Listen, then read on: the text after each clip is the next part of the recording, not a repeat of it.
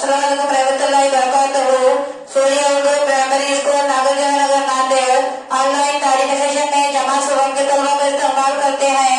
आज हम मजमून माहौल का मुताला सबक नंबर 15 हमारा जिस्म पहले पढ़ चुके हैं, अब इसके आगे का हिस्सा पढ़ेंगे। प्यारे बच्चों, सबक नंबर 15 हमारा जिस्म, इससे पहले हम इसका कुछ हिस्सा पढ़ चुके हैं। अब इसके आगे का हिस्सा पढ़े, ध्यान से सुनिए और इसे समझिए। घुटना मोड़े बगैर किस तरह चलेंगे? बताओ तो भला, घुटना मोड़े बगैर किस तरह चलेंगे? कोहनी मोड़े बगैर कंघी किस तरह करेंगे? जिस्म के हरकत, गिल्ली डंडा खेलने का डंडा लो, इसे मोड़ने की कोशिश करो। क्या डंडा मुड़ता है? क्यों नहीं मुड़ता?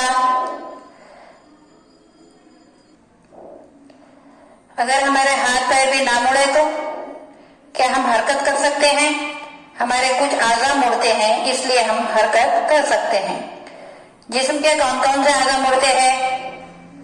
आओ ये करके देखें।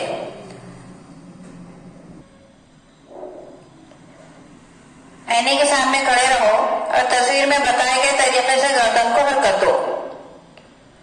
प्यारे बच्चों, आपको जिसमें तस्वीर दिख रही है उस तरह से आपको गर्दन हरकत देना है, आईने के सामने खड़े रहकर। गर्दन, गर्दन सामने झुकती, पीछे झुकती, बाएं घूमती, दाएं घूमती है, दाएं जानिब झुकती, बाएं जानिब झुकती है। हाथ, हाथ, कंधा, कोहनी और कलाई, इन मुकामात पर हाथ मुड़ सकता है। हाथ की उंगलियां भी मुड़ सकती हैं, इसलिए मुट्ठी बंद होती है। हाथ से हम बहुत से काम कर सकते हैं। हाथ से हम लिखते हैं, हाथ से तुम लिखते हो, चीजें उठाते हो, अम्मी लड्डू बनाती है, छोटा बच्चा झुंझुना पकड़ता है।